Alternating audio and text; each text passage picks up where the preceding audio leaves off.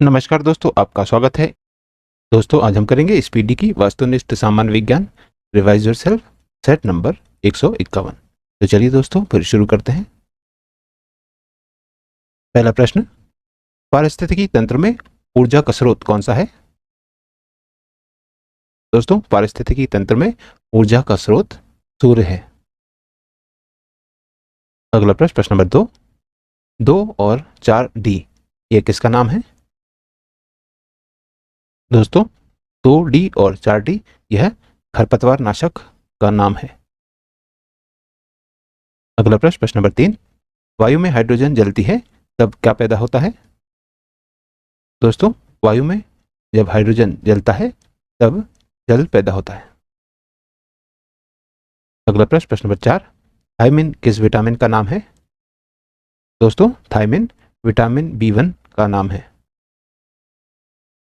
अगला प्रश्न, प्रश्न नंबर 5, वह तापमान जिसका पाठ्यांक फ़ारेनहाइट और सेल्सियस दोनों पैमानों पर एक ही मान दिखाता है, वह कौन सा है? दोस्तों, वह तापमान है -40 डिग्री, जिसका पाठ्यांक फ़ारेनहाइट और सेल्सियस दोनों पैमानों पर एक ही मान दिखाता है। अगला प्रश्न, प्रश्न नंबर 6, बेरीबेरिक नामक रोग किसकी कमी के कारण होता है? दोस्तों, बेरीबेरी नामक रोग थायमिन विटामिन की कमी के कारण होता है। अगला प्रश्न, प्रश्न नंबर 7, प्लेग प्राय किसके माध्यम से फैलने वाली बीमारी है? दोस्तों, प्लेग प्राय वायु से फैलने वाली बीमारी है। अगला प्रश्न, प्रश्न नंबर 8, चेचक होने का कारण कौन सा वायरस है? दोस्तों, चेचक होने का कारण वेरियोला वायरस है। अगला प्रश्न, प्रश्न नंबर 9, वायवीय श्वसन प्रक्रिया को क्या चाहिए? दोस्तों, वायवीय श्वसन प्रक्रिया को ऑक्सीजन चाहिए। अगला प्रश्न, प्रश्न नंबर 10, सोडियम धातु जल के साथ अभिक्रिया करके क्या बनाती है? दोस्तों, सोडियम धातु जल के साथ अभिक्रिया करके हाइड्रोजन बनाती है। अगला प्रश्न, प्रश्न नंबर 11, पीलिया यानी जॉन्डिस किसके संक्रमण के कारण होता है?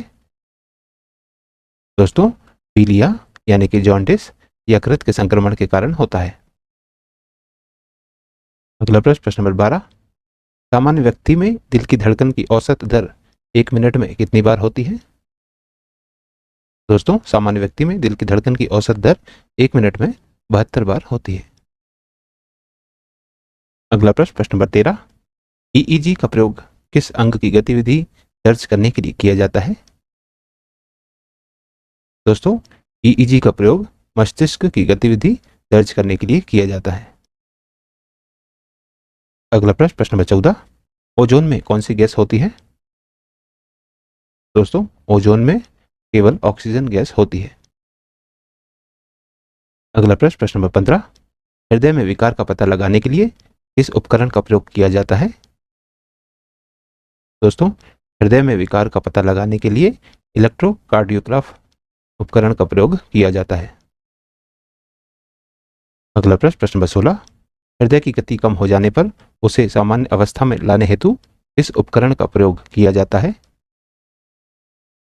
दोस्तों, हृदय की गति कम हो जाने पर उसे सामान्य अवस्था में लाने हेतु पेसमेकर उपकरण का प्रयोग किया जाता है। अगला प्रश्न, प्रश्न नंबर 17, अग्नि मिसाइल का सफल परीक्षण कब हुआ था? दोस्तों, अग्नि मिसाइल का सफल परीक्षण 22 मई 1989 में हुआ था। अगला प्रश्न, प्रश्न नंबर 18, पृथ्वी मिसाइल का सफल परीक्षण कब किया गया? दोस्तों, पृथ्वी मिसाइल का सफल परीक्षण 22 फरवरी 1988 में किया गया था। अगला प्रश्न, प्रश्न नंबर 19, त्रिशूल प्रक्षेपास्त्र की मारक क्षमता कितनी है? दोस्तों, त्रिशूल प्रक्षेपास्त्र की मारक क्षमता 4 किलोमीटर की है। अगला प्रश्न, प्रश्न नंबर 20, आकाश प्रक्षेपास्त्र की मारक क्षमता कितनी है? दोस्तों, आकाश प्रक्षेपास्त्र की मारक क्षमता 25 से 30 किलोमीटर की है। अगला प्रश्न, प्रश्न नंबर 21, धान की प्रमुख उन्नत किस्में कौन सी है? दोस्तों, धान की प्रमुख उन्नत किस्में हैं कस्तूरी विकास। अगला प्रश्न, प्रश्न नंबर 22, मक्का की प्रमुख उन्नत किस्में कौन सी है? दोस्तों इसमें मक्का की प्रमुख उन्नत किस्म है नवजोत विक्रम।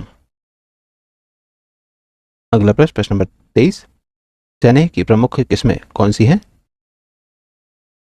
दोस्तों चने की प्रमुख किस्म है D240। अगला प्रश्न, प्रश्न नंबर 24, अरहर की प्रमुख किस्में कौन सी हैं? दोस्तों अरहर की प्रमुख किस्म है पूसा 84। अगला प्रश्न, प्रश्न नंबर 25, मूंग की प्रमुख किस्म कौन सी है? दोस्तों इनमें मूंग की प्रमुख किस्म है S8। अगला प्रश्न, प्रश्न नंबर 26, पित्त मानव शरीर के किस अंग में बनता है? दोस्तों पित्त मानव शरीर के यकृत अंग में बनता है। अगला प्रश्न, प्रश्न नंबर 27, इंसुलिन की कमी से कौन सा रोग होता है? दोस्तों इंसुलिन की कमी से मधुमेह रोग होता है। अगला प्रश्न, प्रश्न नंबर 28, एंजाइम मुख्य रूप से क्या है? दोस्तों एंजाइम मुख्य रूप से प्रोटीन है। अगला प्रश्न, प्रश्न नंबर 29, मरकरी यानी पारा किस रूप में पाया जाता है? दोस्तों मरकरी यानी पारा द्रव रूप में पाया जाता है। अगला प्रश्न, प्रश्न नंबर 30, पुरुष में यूरिया कहाँ बनता है? दोस्तों पुरुष में यूरिया यकृत में बनता है। अगला प्रश्न, प्रश्न नंबर 31, मानवों में लिंग का निर्धारण किसके द्वारा होता है? दोस्तों मानवों में लिंग का निर्धारण पिता के गुणसूत्रों द्वारा होता है। अगला प्रश्न, प्रश्न नंबर 32, पेयजल में इसकी कमी से द्रव क्षरण नामक बीमारी होती है? दोस्तों पेयजल में क्लोरीन की कमी से द्रव्य क्षरण नामक बीमारी होती है।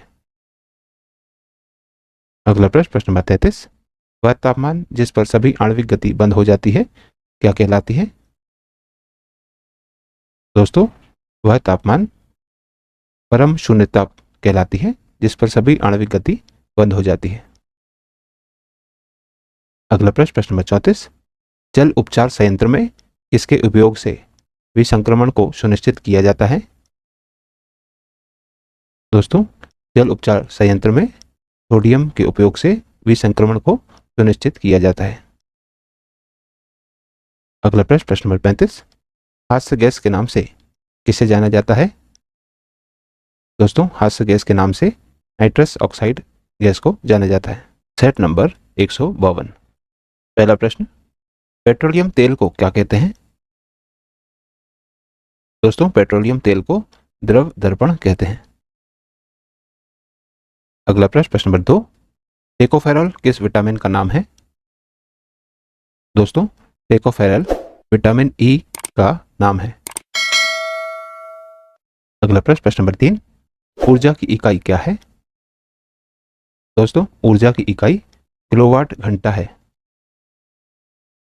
अगला प्रश्न, प्रश्न नंबर 4, आहार में आयोडीन की कमी से कौन सा रोग उत्पन्न होता है?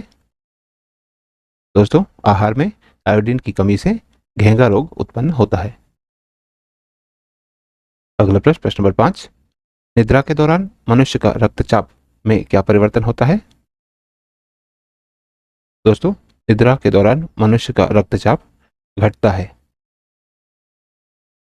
अगला प्रश्न, प्रश्न नंबर 6, विशिष्ट प्रतिरोध का मात्रक क्या है? दोस्तों विशिष्ट प्रतिरोध का मात्रक ओम मीटर है। अगला प्रश्न, प्रश्न नंबर 7, दाब बढ़ने से बर्फ के गलनांक पर क्या प्रभाव पड़ता है? दोस्तों दाब बढ़ने से बर्फ का गलनांक घटता है। अगला प्रश्न, प्रश्न नंबर 8, सिरके का रासायनिक नाम क्या है? दोस्तों सिरके का रासायनिक नाम है एसिटिक अम्ल।